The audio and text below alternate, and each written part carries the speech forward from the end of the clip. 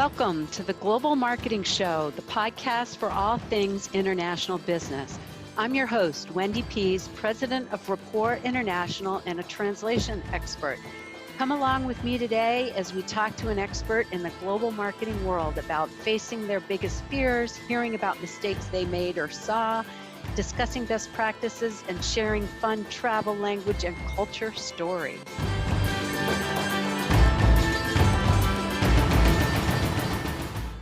Hello, friends and listeners to the Global Marketing Show. Thank you for tuning in again. Right now, as I'm recording this, it's summer, which makes me think of that old saying, the dog days of summer. They are certainly upon us right now. Do you know where that saying came from? It's fascinating to me. It originated from the Roman and Greek mythology and astronomy that talked about the time of year, which is late July, when the star Sirius is in the constellation Canis Major, and that it rises in the sky this time of year. So now we use the phrase, the dog days of summer, but really in the Northern Hemisphere, it really is referring back to when the stars were here. It has nothing to do with the dogs laying around all hot and lazy. So that's fun. Tidbits are brought to you by Rapport International, connecting people anywhere in the world across more than 200 languages. And a hot thing right now is global content. How do you manage it? Do you use AI? Do you use humans? Are you consistent across your different areas? Well, this is Rapport International's specialty. If you ever want to have a free consult about what your company's doing, certainly reach out. The website is rapporttranslations.com. It's in the show notes, of course, and it's spelled RAPPORT, translations, just like the French word building rapport. So today's guest, now we get to the fun part, is Artug Acar. And he is actually fascinating. He's originally from Turkey, and he has lived near me close to Boston for years. He's very well educated. He has a bachelor's degree and 2 master's degrees. One's in mechanical engineering, and he did that for years before he got his MBA. And then after he got his MBA, he became a software engineer, and he's worked with some really high-profile companies like MathWorks and Amazon Robotics, Symbotic, Humanix, Right Hand Robotics. And currently, he's Chief Operating Officer at Mercury, which is a fascinating company. They ship anywhere in the world on a moment's notice for stuff that has to be kept at a certain temperature. He's also won a big award. Business Insider named Artug to their annual list of the 10 leaders transforming manufacturing in North America. So Artug, welcome to the Global Marketing Show. Thank you so much, Wendy. Thank you for the introduction. Oh, it's great to have you here. So I am so curious. You mentioned once that when you moved here from Turkey when you were 20 years old, it was quite a shock to you. So people always love hearing about the culture shock people get coming into the United States. Can you tell me more about that? Right. Yeah, I was 26 right after, as you mentioned, my first master's degree. I came to Boston. And I fell in love with Boston, to be honest, but it was a different environment than what I was used to in Turkey. Culturally, the lifestyle, it was very different. And so as a student, it took me a while to get used to it. But in the meantime, Boston is a very welcoming city for foreigners coming from around the world. So it didn't take too long. But of course, it takes some time to adjust. So I'm so curious, what were the things that you found weird and different? I mean, to the very basic things that you don't really know when you go to a supermarket and want to buy some detergent and you have no idea like where to start from, can be the simplest thing, all the way to transportation, finding place to rent, and you have no idea what part of the city to live in, and I basically had no connections. I didn't know anyone when I landed in Boston in August 2006. So starting from there and then building your environment, getting to know the city, where to go, what to do, and finding jobs, building your network. all of this is really starting from scratch, almost like you are like a newborn. Right. And you don't know what to do. You learn everything from scratch. But again, it's a great learning experience for everyone. So I have no regret doing that. And I think it makes you stronger and you feel like you can survive anywhere in the world. Yeah, it's interesting because when I graduated from Penn State, I moved to San Francisco. So I went, I had been living in Pennsylvania and moving out to San Francisco. There was a little bit of culture shock because, just the climate and the activity and how people relate. And I think one of the funniest things to me was I lived out there for 30 days before I met somebody that had actually grown up in California. There were so many people that were transplants in, but I certainly didn't have the grocery store issue and the detergent because they were pretty similar. Yeah, exactly. I mean, that's the simplest thing, but even if like you don't know where to go, what to do, where to buy things, it can be challenging at times. Yeah. But as you said, I mean, Boston is also a very multicultural city. So I had many people around me, especially in grad school from around the world. So it makes it easier to connect with people. Yeah. So you certainly obviously have an international background because you grew up in Turkey and you've lived in the United States. Now, with all those amazing companies that you've worked with, have you helped a lot of them go global? I am helping right now my own company, I'm Mercury, to go global. The one before Mercury, I worked at Right Hand Robotics. It was already going global. They had clients. So I was part of that initiative. I can't say I initiated it, but I was part of it. So I felt the challenges of going global, selling global, dealing with different cultures, different regulations. Yeah. So can you talk a little bit about right-hand robotics and then we'll get more into Mercury? Can you, so they start an initiative and you're pulled in to support it. Talk to me about what their goals were and what you were involved in. Right. Rightent is a startup company, still a startup Series C. At the time, it was Series B, the beginning of Series B. As any startup, you would like to grow and sell. And as a startup, when you find a client, it's hard to say no. And that's the hardest part. Some startups are good at it, some are not. So when you don't say no, and then you have to comply with their requirements. And as a startup, you don't really have a fully developed product, or your product does not comply with the local regulations. And if you want to operate in Europe, in Japan, the regulations are different. Japan is not as much, but Europe is. Culturally, Japan is very different. So when you sell to those locations, the expectations, the client requirements are different than the ones we have in the US. So you need to first understand. Down to exactly what you were doing with right-hand robotics. Yes. So yes. your first client was in Japan, I'm assuming? Not the first, but one of the first clients from Japan who bought multiple robots. This is public information. That's why I can share it. Yes. And they published this information. And so they were so eager to use the automated picking solution that we were developing at the time, which is great. And it's still doing great in the market. However, what Japanese markets, Japanese clients, companies would expect from a piece picking robot is different than what you would expect in the US or in Europe. A small example is a small wrinkle on the package is a no-go if you put it on the shelf. So then that's not acceptable for the buyer. So, and in the US, when you see the wrinkle, you don't really care as much. It's not a big deal. So when the automated machine, the gripper, holds the item, if it makes a small wrinkle on it, it's not sellable anymore. So you need to be very gentle. And for a robot to be that gentle, it's more work, more engineering work. And it takes your resources, your time. Maybe it's not the best investment. You may put your resources somewhere else. And you don't know all of these things up front. That's why the problem is you don't know what you don't know until you start. That's why going to another country is always a challenge. And it may seem very simple in the beginning. It's just another location. We'll put our solution. It's a robot, software. but there are things that you may not know upfront.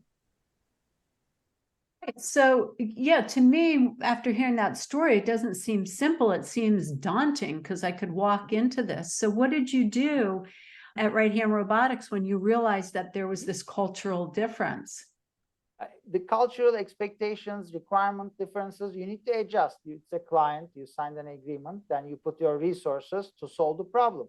The good thing is sometimes those problems can apply to other markets or can improve your product performance. So when you go global, you almost push the boundaries of your solution, of your product, which is great. In the meantime, it may deplete your resources. So it's a matter of where you want to invest your dollar, your investment. So in that case, it made sense financially to go after that client, but it can really kill a company quickly if it's not the right decision. So if you cannot comply with their requirements for a long time.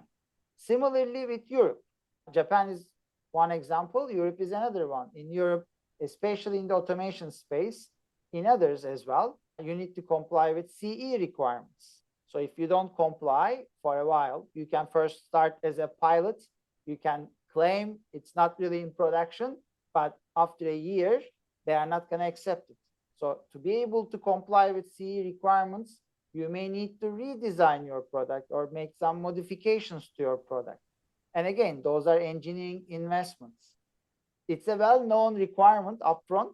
The thing that you may not know, how much effort is required. What's the delta between what you have as a product today versus what you need to do to make it CE compliant. Otherwise, everyone knows when you operate in Europe, you need to be CE compliant, CE certified. But again, how much effort, how long it's going to take? Those are all like open questions that if you haven't done it before as an organization, you may have a few people who have done this in the company. But as an organization, if you haven't done it from scratch, learning what to do, bringing the right people on board, making all the changes, going through the qualification, all of these take time. And it's about investment, like you put your dollars on. Right. So with all that work that it seems to adapt it for different markets, why should a company go international? Right. I mean, it's first of all, market, a new opportunity. You can sell more if your product is ready. You push the boundaries of your product. You make your product better, even if some of the changes that you make for another market might apply for your local market and or might make your product perform better in your local market or in other markets. So it's a great learning experience. I think the thing that companies should be careful about, what's the delta? Did they do their due diligence upfront? And are there less unknown unknowns? How comfortable they feel? How experienced is your team to go global? If no one in the company has done that before, then it's a bigger difficulty. So that's why they should look at it from multiple angles. But if you are successful, then of course we are going to sell more revenue, more profits. It's a bigger operation and bigger opportunities. Out for Right Hand Robotics, when they went international, like what % of their business ended up being from other markets outside of their home market of the US? Yeah, again, public information. They also had clients in Europe. So, but as a percentage, it might be a confidential information, so let me not share the percentage. They had clients in the US as well. So it wasn't just international. So it was a good split, but the challenge is not really the split, what percentage global, what percentage. What's the difference between your product requirements locally in the US versus globally? If the difference is not as big, then it might not be a big challenge. You can deploy many robots internationally and locally. It's really the delta between the two. Delta, the change. Yeah. Okay. So the delta or the change between the product that you have to sell internationally, that's what you have to pay attention to. I was going back to, like, is there a way to measure ROI for going through that effort? I mean, obviously there's a lot of good things that come from it. It's going to make you stronger in your market, but Right. did you find that the payoff was worth it to go through those headaches? Right. For automation, the reason you automate, to be honest, you want to lower the cost, increase the efficiency of your warehouse automation, and fulfill your client requirements. And automation solves your problem on the labor front. If you have labor shortage, then it's a bigger need, especially in Asia and in Japan. Labor shortage is a bigger issue. So yes, it makes sense to go after those markets. In Europe, it's very expensive, so you can save a lot. That's why, from an analysis point of view, when you do the analysis on paper, it justifies the ROI. Yes, you can sell, you can convince the clients. It's a bigger market. You can justify your product capabilities in that market well enough, as long as you comply with their requirements. Otherwise, going after those markets, they are smart decisions, right decisions. It's just a matter of how ready you are as a company, as an organization, to operate in those environments that you don't know. Okay, so now you're COO at Mercury, and I know you can't violate any confidential information, but I'd love to step into your shoes now at this point of time and understand that journey that you're taking to expand internationally. Like I know you've shipped internationally for years, but how are you planning on picking up international business? Right. As you said, we already ship to and from other countries, and we have partners globally. In a sense, we are a global company. We have development office in Turkey, so which we build our software product. In that regard, we are a global organization. We don't necessarily have offices that for our operations function in other countries yet. And again, same question, can we justify that investment? Do we know all the requirements, all the regulations well enough? Did we do our due diligence? That's where we are right now. So we are doing our due diligence. Which countries would make sense for us to operate, and what regulations do we need to comply with that we don't have today? What's the delta, and what's the market size? Again, the strategy is low cost, low risk geographies. Let's start with those, and let's not put too much investment and test it. You need to test the water first, like before you get in. So you are going to start small and then see the traction. If it justifies, if it makes sense, if you operate well, then you expand. If not, there will be failures. So it can't always be a success story, but your successes should be more than your failures, of course. So choosing what country, when to go, and the general question at the C level is, what other things can we put this money on other than going global? Should we put it on product development? That's the main question. Otherwise, the question is not really, should we go global or should we not go global? You can always say, yeah, let's go global. It's great. We're going to sell more.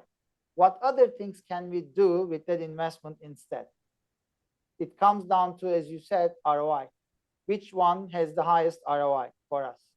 We, as a company growing organically, we're a profitable company. We don't take outside investment. We have that luxury to make long-term investments.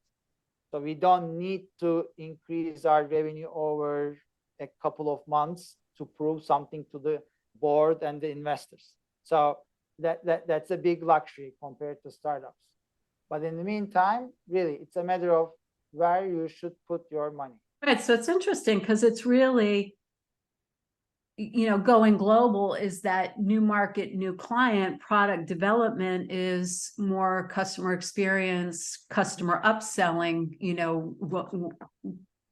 Can we increase the revenues more by doing that? Correct. With the investment, yeah. Again, if your company is not ready to operate globally, then you are going to fail, because maybe you need a different software. You need a software, or you need a third-party product.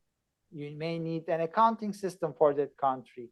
You may need people operations if you are going to have people on the ground. in Europe, employment rights are very different than the employment rights we have in the US. And you can't make the same decisions as you do in the US, in Europe. For all those reasons, some companies, which is a very smart decision, they go to other countries through a PEO organization, professional Right. employment organizations. So that's a good start. Again, low cost, low risk. There are organizations who can really help you on the hiring front, on the legal front. They tell you what you can do, what you shouldn't do. So, and up until you get to maybe 10, 15 people, it might be the best path forward.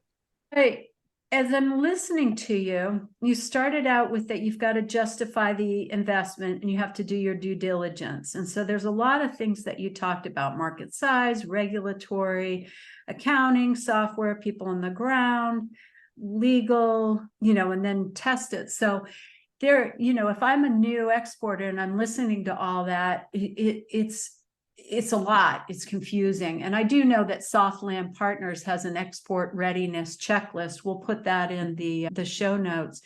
But how are you organizing at Mercury to look at the different markets to know what would be your low cost, low risk market? Do you build out a spreadsheet? Do you write a white paper? Or, like what, and who's involved in that? So we create workforce. So global workforce, it's a combination of multiple functions in the company: product development, sales, marketing, finance, operations. They all get involved.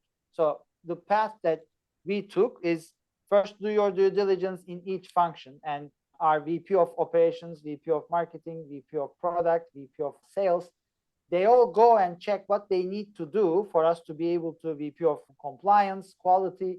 We all go and they all go and check what they need to do, what we need to do as a company to be able to operate in that function. And they all come back with some findings. They say, for sales, I need to comply with this. For product, I need to comply with that. For operations, I need this.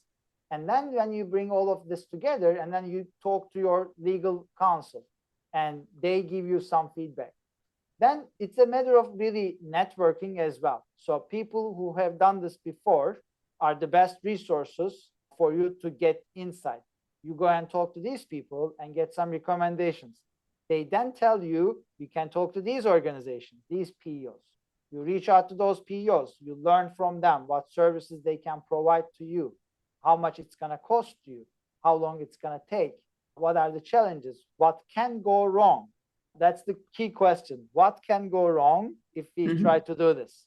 Once you figure out all of this, then you calculate the risk. What's the risk? What's the investment?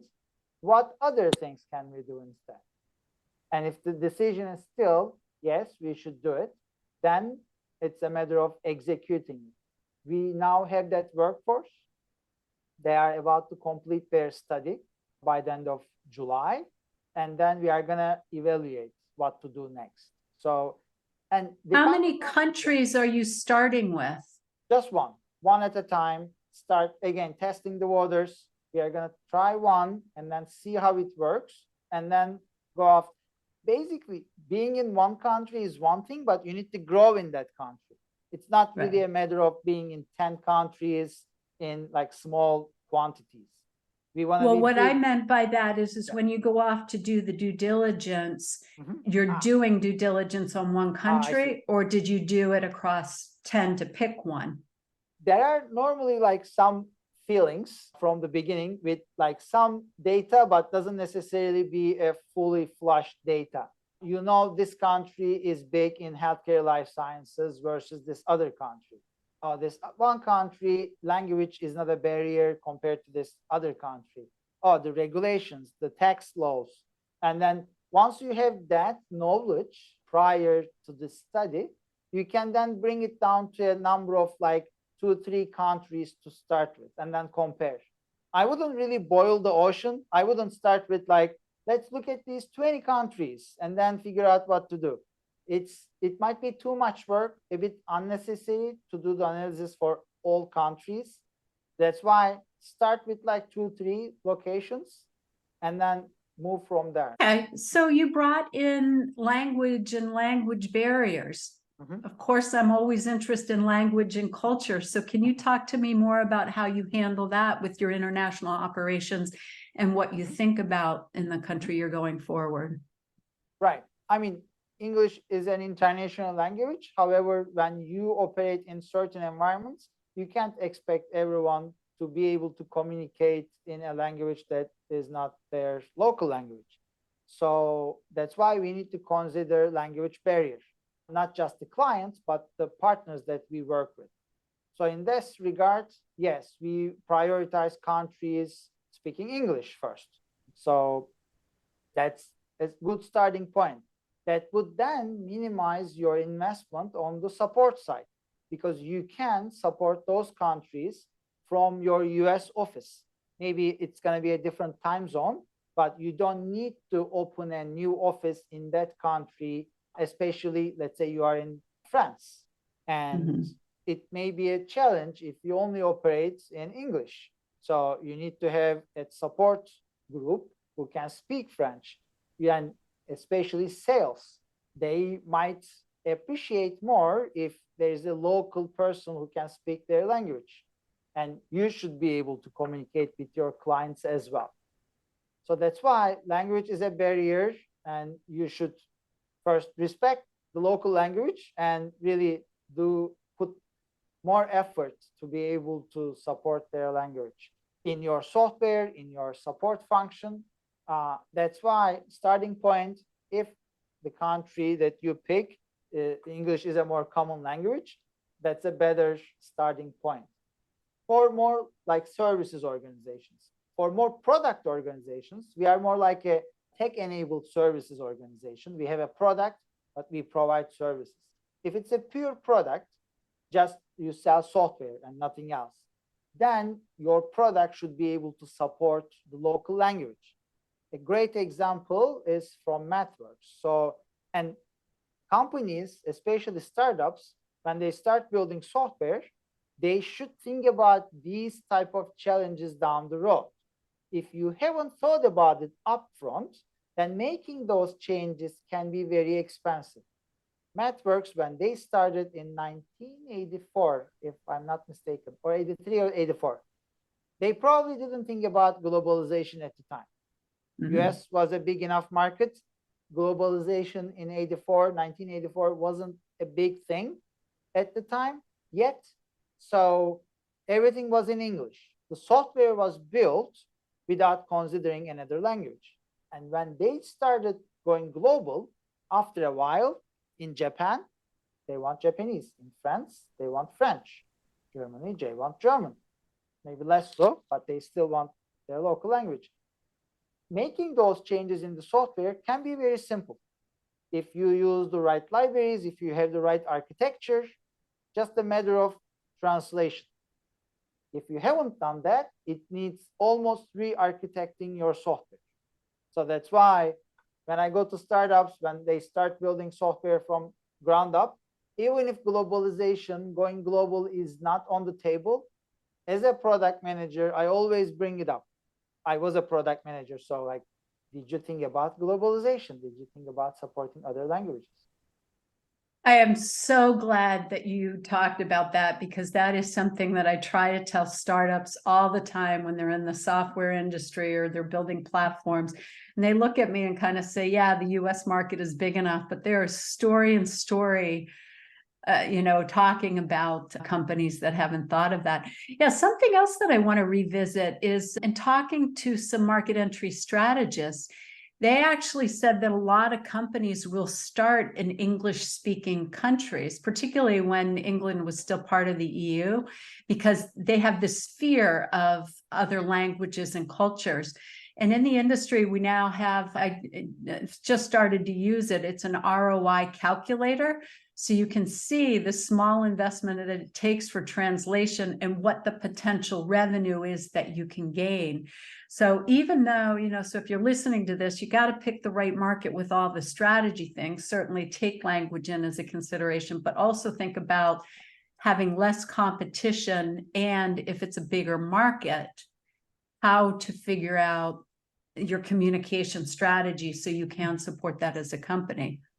Correct. No, it's a good point. As long as the ROI justifies, you shouldn't be scared, afraid of going after other markets where English is not the main language. You are right. Yeah. Yeah. Yeah. So, well, this has been fascinating and we're running out of time. But, I have to ask, because I always do at the end of the podcast, what is your favorite foreign word? Yeah, so Japanese culture is always interesting. They have many different principles, and especially the Toyota production system is something that's fascinating. And we always follow, and they have different terms in Japanese. And the one that I like the most is Genchu Genbutsu. In English, it means, if you translate it word by word, it's almost like the real location and the real thing. And what it really means is go and see yourself. When there's a problem, you have information about, somebody tells you there's something wrong in the organization, you're a VP, you're in the C-suite. Don't just ask people, go and observe. A great example is there was a problem in one of the manufacturing lines in the US at Toyota, and one of their executives from Japan, he flew to US just to observe that problem and talk to the people who are working on it. Not just ask your manager, VP, and then director, and then manager, and then team lead, and then the individual. So go and observe it. So that's a great principle, which we also apply here at Mercury. That is a great one. How do you say it again in Japanese? It's Genchi Genbutsu. I'm not sure if I'm butchering it, but it's Genchi, Genchi, and Genbutsu. I love that. That's a new one on me. So I really like that. Great. Yeah. Yeah. Good. Well, I think those are final recommendation. Ganchi Genjutsu. Is that Genbutsu? Yeah. Gambutsu. Yeah. So go and see. Make sure you get out to other customers. So thank you so much, Artug, for being here. Where can people reach you if they want to learn more about Mercury or get in touch with you? They can go to www.shipmercury.com to learn more about our company. Our LinkedIn page, on LinkedIn, we are very active. They can follow Mercury Business Services, the full name, with our logo you see in my background. So yeah, those are the best resources. If anyone would like to reach out to me, they can reach out through LinkedIn. So yeah. Okay, and if anybody wants to learn more about his background and his award, we'll put the show note in the show notes. We'll also put the link to the list of people transforming manufacturing businesses. That's quite an honor. Thank you so much. Yeah. Well, thank you so much, everybody, for tuning in and listening. There's always some great golden nuggets that we learn. So I really enjoy this. If you found this interesting or helpful, or you know of somebody who's thinking about going international and doesn't know where to start, certainly forward this episode along to them because it's some good basic advice. We'll also put the Softland Partners Export Readiness link in the show notes. So forward it along, give us a 5-star, and certainly come back and tune in to talk to us next time. Thanks so much for tuning in. That's a wrap for this session. A big thanks to you for listening to the Global Marketing Show. Hope you had just as much fun as I did. New sessions launch weekly on all places you find podcasts, Apple, Spotify, Google Play, and of course on our website. If you know someone interested in this topic, please tell them about us. Au revoir for now.